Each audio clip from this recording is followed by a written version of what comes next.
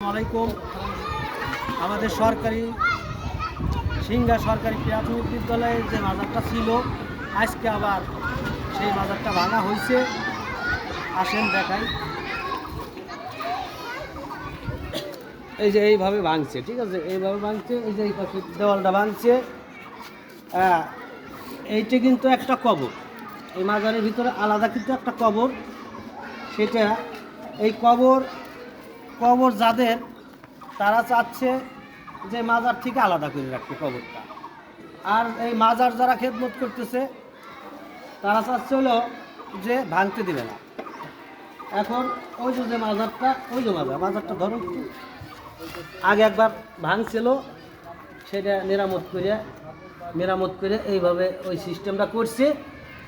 তারপরে যে আজকে সকালবেলা এই ঘটনা তো ওই যে কবরওয়ালারা তার আত্মীয় স্বজন তারা চাচ্ছে যে এই কবরটা আলাদা করবি।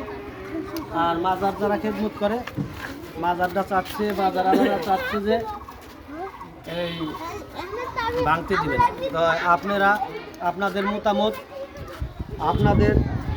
মতামতটা এই কমেন্টের মাধ্যমে জানাবেন। জানালে পরে খুশি হব। আসসালামু আলাইকুম ওয়া রাহমাতুল্লাহ।